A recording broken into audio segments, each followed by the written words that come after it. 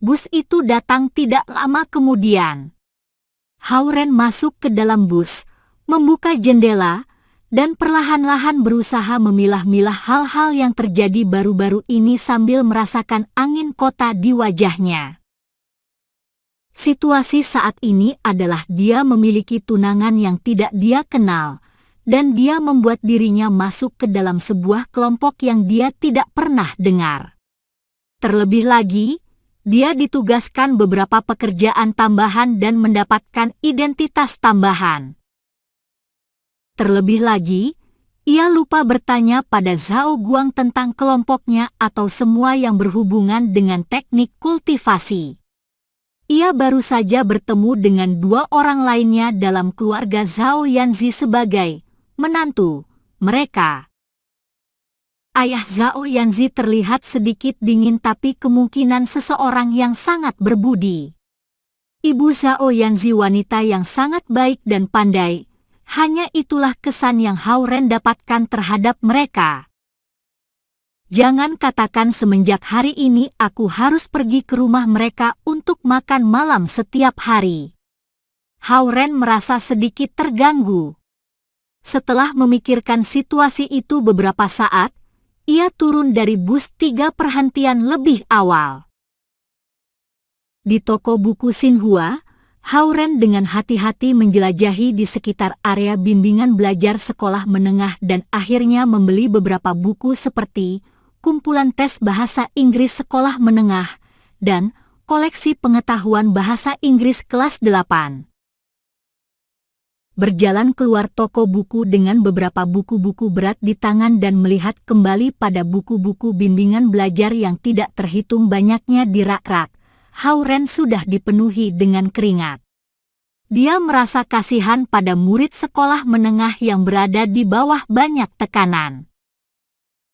Hao-Ren tiba-tiba menyadari berita tentang dirinya yang dijemput oleh limosin Lincoln Street di siang hari di depan area asrama pasti telah tersebar luas di antara teman-teman sekelasnya sekarang.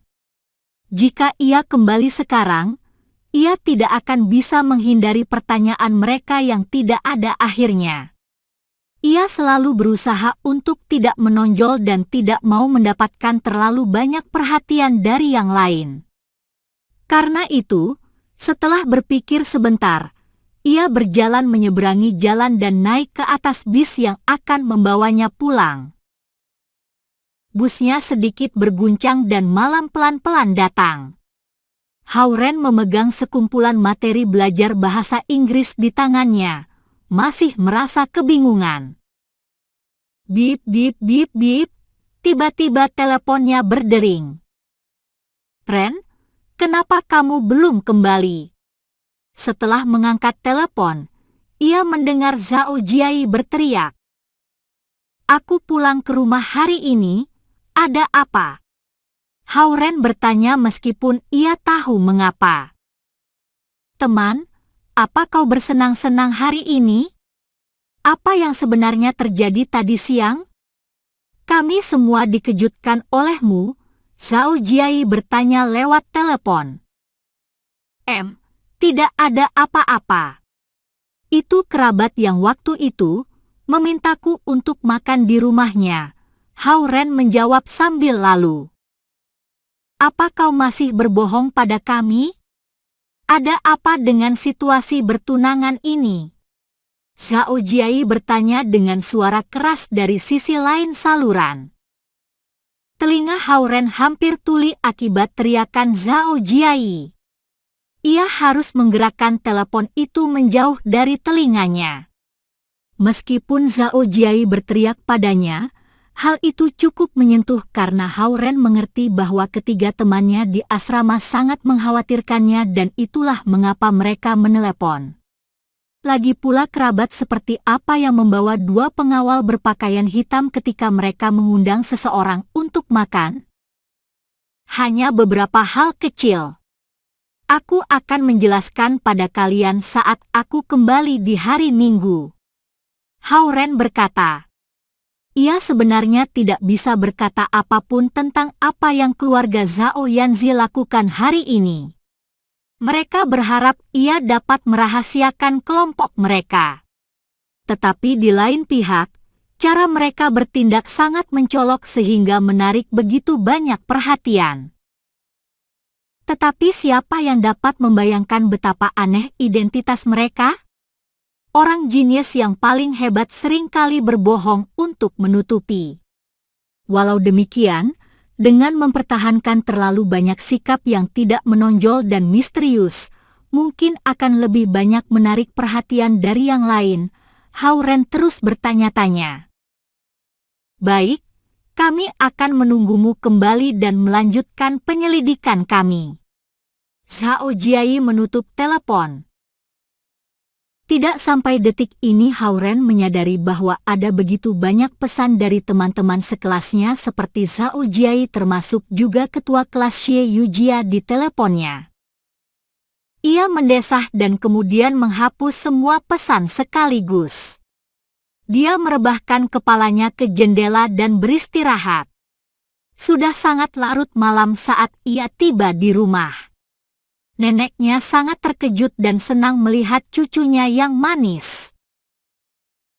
Melihat kegembiraan yang luar biasa di wajah neneknya, Howren memperdebatkan apakah dia harus memberitahu neneknya tentang cucu menantu perempuan masa depan. Meski begitu, ia memutuskan untuk merahasiakannya setelah bergulat selama beberapa menit. Setelah menghabiskan akhir pekan yang damai dengan neneknya, ia berencana kembali ke universitas pada hari Minggu malam sehingga ia bisa menghindari gosip-gosip gila. Setumpuk besar makanan kecil tidak dapat menggoyahkan ketertarikan Zhao Jiai dan lainnya. Mendengar Howren kembali, bahkan orang-orang dari ruang asrama yang lain datang membanjiri.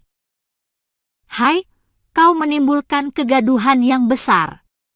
Dijemput limosin Lincoln Street?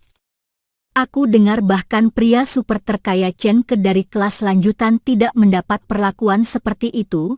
Sementara terus menepuk bahu Howren, Huang Jianfeng dari kamar asrama seberang aula berkata dengan iri dan cemburu.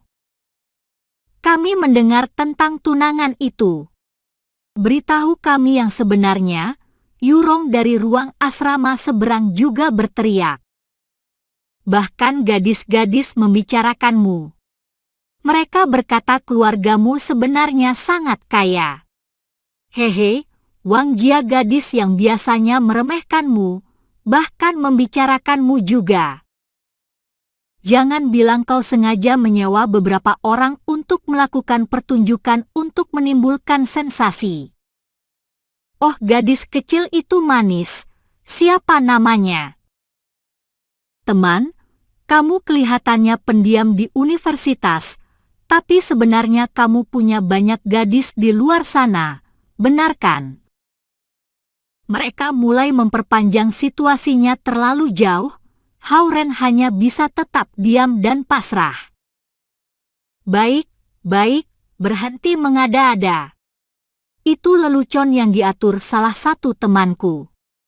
Sesungguhnya aku juga takut Jumat itu. Aku seharusnya tidak membuat kekacauan yang begitu besar. Bagaimana kita keluar dan makan? Aku traktir. Ia berdiri berusaha menutup mulut mereka. Orang-orang itu tidak akan menolak makan gratis. Mereka semua bergegas keluar dari bangunan asrama sambil menyeret Howren bersama mereka. Meski sebagian besar dari mereka telah makan malam, mereka tidak dapat menolak undangan seperti ini untuk makan hotpot satu dari Howren. Howren tidak memiliki pilihan selain menghabiskan uang untuk minta maaf pada mereka atas dramanya dengan tujuan mengakhiri semuanya. Setelah kerakusan tanpa akhir, Howren kurang lebih telah mengurus mereka. Apa yang ia dengar dari teman-teman dekatnya adalah perilakunya juga menarik perhatian beberapa laki-laki dan gadis-gadis di tahun atas. Tidak hanya orang-orang di tahun kedua tetapi juga dari tahun-tahun dan jurusan lainnya, memiliki pendapat tentang Howren karena hal itu. Pohon-pohon tinggi selalu menangkap banyak angin. Hauren tidak mengira ia akan mendapatkan perhatian dari mahasiswa-mahasiswa yang berpengaruh dan juga membuat mereka terganggu. Benarlah siapa saja yang pamer akan mendapatkan hukuman. Setelah makan dan minum-minum sampai puas, semua teman dekat dari ruang asrama Hauren dan ruang-ruang asrama yang berdekatan kembali ke asrama sambil saling mengalungkan tangan mereka ke bahu yang lain. Mereka bertemu dengan wakil kepala sekolah Luking dan beberapa pejabat universitas yang sedang menginspeksi asrama. Melihat wakil kepala sekolah datang, semua yang sedang bersendawa dan menyanyikan lagu langsung menahan dirinya karena tidak pantas untuk keluar dan minum-minum di malam hari. Semuanya terkejut saat wakil kepala sekolah Luking hanya tersenyum dan melambaikan tangan kepada mereka walaupun ia melihat mereka semua mabuk. Luking melewati mereka bersama pejabat universitas yang lain, meninggalkan semua orang saling melihat ke yang lain dalam keputusasaan tanpa kata. Apakah aku baru saja melihat wakil presiden melambai pada kita?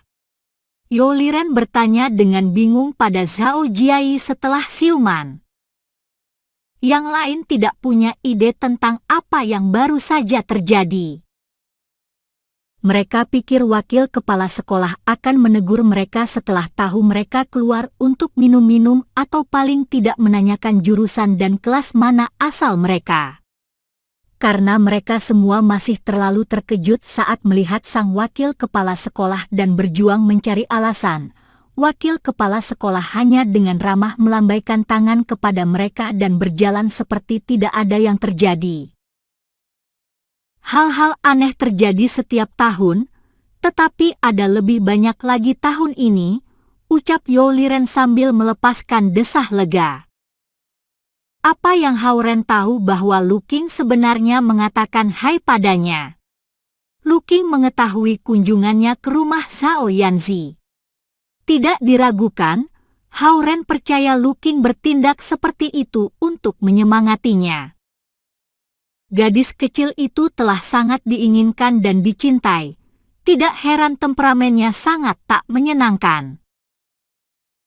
Meski begitu, Hauren tidak membagikan hal-hal itu pada teman-temannya karena siapa yang tahu apa yang mereka pikir jika mereka menemukan wakil kepala sekolah telah melindungi Hauren. Mereka kembali ke asrama dengan ribut. Beberapa mulai bermain kartu sementara yang lain memainkan komputer mereka. Tidak sampai lampu-lampu dimatikan saat tengah malam, mereka dengan enggan kembali ke ruangan asrama mereka. Hauren diam-diam bangun setelah ketiga yang lain di kamar jatuh tertidur. Ia pergi ke balkon melatih apa yang disebut gulungan konsentrasi jiwa. Sinar bulan menyinari seluruh asrama.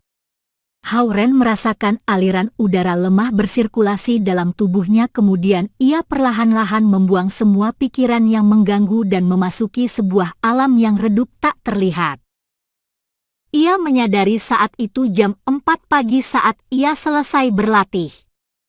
Hanya tinggal beberapa jam tersisa sebelum kelas dimulai.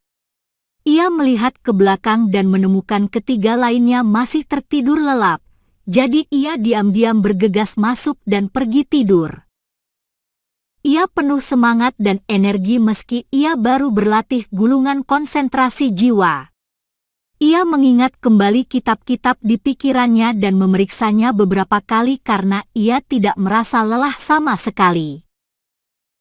Ia mampu merasakan yang disebut Qi satu dengan melatih gulungan itu untuk beberapa hari. Jika gulungan ini diungkapkan ke dunia, pasti akan mengejutkan seluruh dunia tradisional Qigong. Imajinasi Hauren berlari liar sementara ia berusaha mencari tahu berbagai macam arti dalam gulungan itu. Apa yang ia lupakan adalah ada sebuah intisari batin yang unik di tubuhnya yang bernilai 300 tahun kultivasi untuk manusia normal. Tanpa disadari, pagi hari tiba. Liren berteriak untuk membangunkan semuanya dengan penuh tenaga dan semangat. Kelas pertama di hari Senin adalah matematika lanjutan. Guru kelas itu adalah orang tua yang sangat ketat, sehingga mereka tidak berani membolos kelas. Sepertinya, mereka yang sebelumnya telah membolos kelasnya semuanya tanpa kecuali gagal pada nilai akhirnya. Keempatnya bergegas ke kantin dan kemudian cepat-cepat ke kelas. Hao-Ren merasa cukup kalut melihat semua teman kelasnya lagi setelah akhir pekan. Banyak teman-teman sekelasnya yang melihat ke belakang dan menunjuk Hao-Ren. Kelihatannya berita ia dijemput dengan mobil limosin Lincoln Street pada hari Jumat telah meninggalkan kesan yang mendalam. Hao-Ren menghabiskan 10 menit menyalin pekerjaan rumahnya dan menyerahkannya kepada sang ketua kelas Xie Yujia. Apa yang terjadi pada hari Jumat? Xie Yujia bertanya sambil ia mengambil pekerjaan Hao-Ren. Ia biasanya menutup mata akan salinan pekerjaan rumah Hao-Ren sepanjang ia bisa lulus ujian. Aku diundang seorang kerabat untuk makan siang, Hao-Ren berkata. Aku mendengar seseorang menyebutkan tunangan. Xie Yujia terus bertanya. Itu hanya lelucon, Hao-Ren menjawab dengan tenang, menunjukkan ia tidak mau membicarakannya lagi. Xie Yujia berhenti bertanya. Ia berbalik untuk mengumpulkan pekerjaan rumah dari baris belakang. Melihat itu, Liren yang berdiri di sebelah Hao-Ren menabrak Hao-Ren dengan sikunya dan berkata dengan senang, dia kelihatannya tertarik denganmu. Dia juga akan bertanya kepadamu juga jika kau dijemput sebuah limosin. Hao-Ren melemparkan lirikan padanya dan berkata. Liren tertawa semakin ceria. Tidak seorang pun yang tahu tentang apa itu. Kelasnya sangat membosankan. Rumus untuk kalkulus mungkin sulit untuk para gadis, tetapi tidak terlalu sulit untuk mengerti bagi orang-orang seperti Hao-Ren yang adalah pelajar tingkat atas di kelas sainsnya di sekolah tinggi. Di antara semua mata kuliah yang paling lemah adalah bahasa Inggris. Hao-Ren mengeluarkan sebuah kumpulan tes bahasa Inggris sebanyak 300 halaman keluar dari tas ranselnya dan mulai mengerjakannya. Liren yang juga tidak tertarik dengan kelas tersebut bergerak mendekati Hao-Ren dengan penasaran, melatih soal-soal bahasa Inggris. Ia bahkan lebih terkejut ketika ia menyadari itu adalah kumpulan tes bahasa Inggris. Soal untuk kelas menengah. Apa yang kau inginkan? Kembali ke sekolah menengah. Hanya membuang waktu, Hao-Ren merespon. Liren tidak mempercayainya. Jujurlah kepadaku, apa kamu menggoda gadis-gadis di sekolah menengah? Mendengar percakapan mereka, Chao Ronghua dan Zhao Jiai juga mendekat. Ren, apa yang kau kerjakan? Baik. Hao-Ren sudah tidak tahan lagi. Aku akan membimbing seorang gadis. Seorang gadis? Apakah ia cantik? Mata Liren menyala. Apakah itu gadis yang mencarimu di universitas terakhir kali? Berpikir sejenak Zhao Jiai bertanya.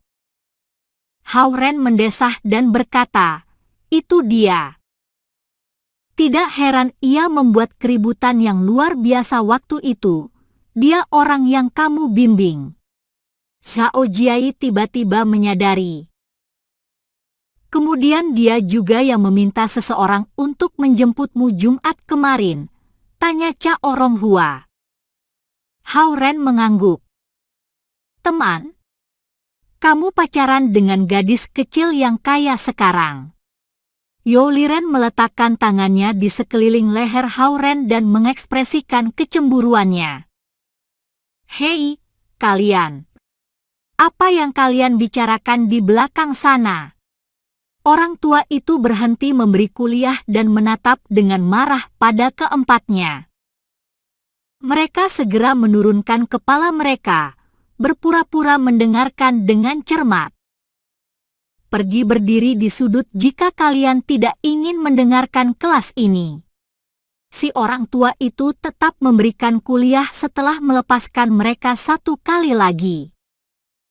Xie Yujia melihat ke belakang ke arah Hao-Ren, menggelengkan kepalanya dengan pasrah. Yo Liren bergumam, merendahkan suaranya. Gadis kecil itu sedikit liar, tetapi ia sangat cantik. Bagaimana kalau memintanya ke sini lain kali? Tidak akan. Hao-Ren menanggapi dengan suara rendah. Yo Liren berpikir Zhao Yanzi hanyalah seorang gadis kecil yang tak berdosa, tetapi Hao-Ren tahu ia bukan seseorang yang mudah dihadapi. Terlebih lagi, jika ada sesuatu yang mengganggu atau mengesalkan Zhao Yanzi dan ia mengadu pada Lu Qing tentangnya, Yo Liren akan mendapatkan masalah lebih daripada yang dapat dia atasi. Kelas matematika lanjutan pagi berakhir. Saat semua hendak bubar dan pergi makan siang, ketua kelas Xie Yujia berdiri, "Tolong semuanya tetap di sini, aku punya sesuatu untuk diumumkan." Hao-Ren tanpa sadar terkejut. Ia berpikir itu mengenai dirinya. Malah, ia melihat Xie Yujia berjalan ke mimbar kelas. Pertandingan atletik akan berlangsung minggu depan.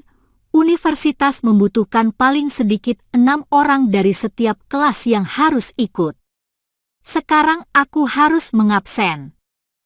Pertandingan atletik adalah tempat para pelajar yang dipilih dari setiap kelas bertanding dalam pertandingan yang berbeda. Xie Yujia memakai kaos yang keren dan celana pendek. Kaos kartun biasa disandingkan dengan celana pendek jeans yang dicuci ringan membuatnya sangat cantik. Para pria yang hendak pergi semua berhenti saat mereka melihat Xie Yujia. Ia berdiri berjinjit dan menaikkan tangannya berusaha mendapatkan perhatian semua orang di dalam kelas. Meskipun demikian, bergerak sambil berdiri di mimbar membuatnya terlihat seperti sedang berpose. Mengenakan ikat pinggang yang kecil dan berwarna-warni yang mempertunjukkan pinggang kurusnya yang menarik yang membuat pakaian kasualnya semakin mencolok.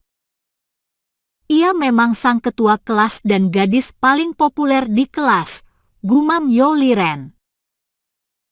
Melihat kerumunan itu berhenti berjalan dan diam, Xie Yujia akhirnya mendesah lega dan melanjutkan, "Aku telah memesan beberapa tempat.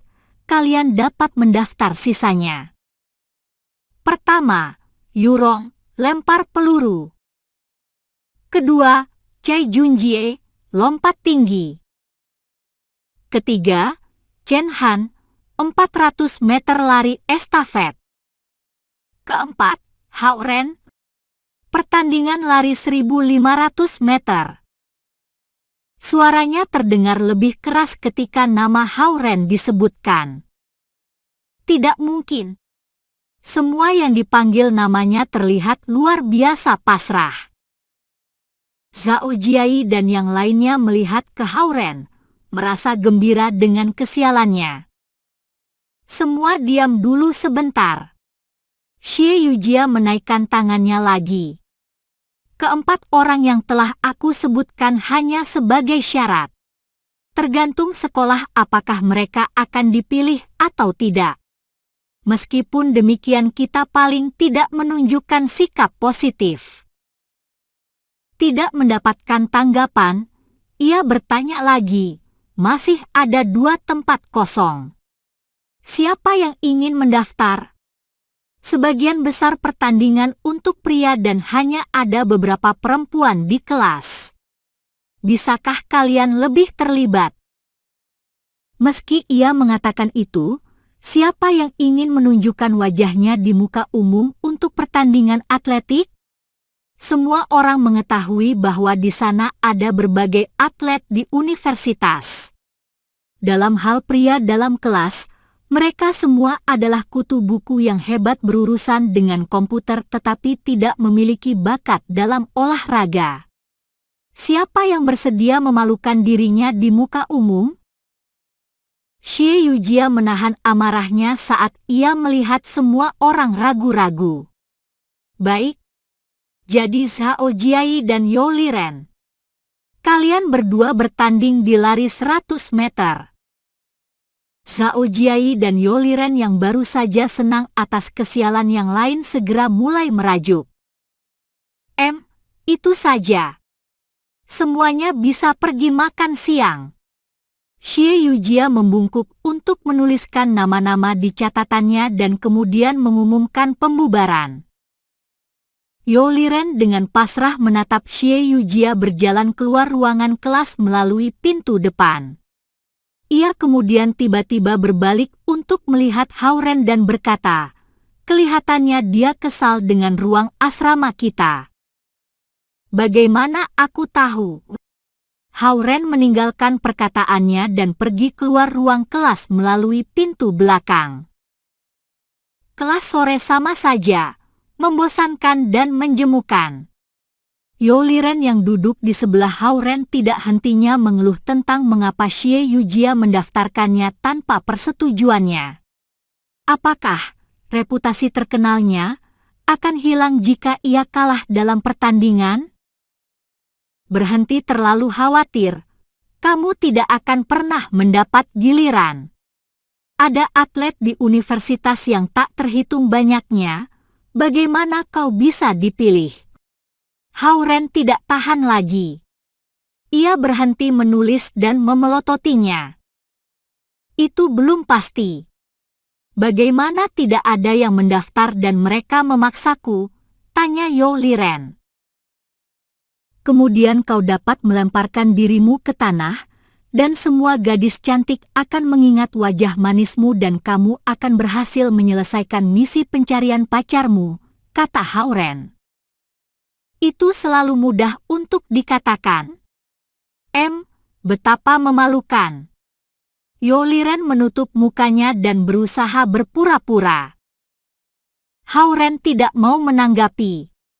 Ia melanjutkan pengerjaan kumpulan tes soal bahasa Inggris level sekolah menengahnya. Malam ini akan menjadi kali pertamanya membimbing seseorang. Bip bip bip bip. Telepon yang Hao Ren letakkan di meja tiba-tiba bergetar. Ia mengangkat telepon dan melihat pesan dari Xie Yujia. Universitas telah memutuskan tidak memilih kelima orang lainnya. Kau satu-satunya yang akan bertanding di pertandingan lari 1.500 meter. Aku tahu kau hebat dalam berlari. Kau bisa melakukannya. Hao Ren tertegun.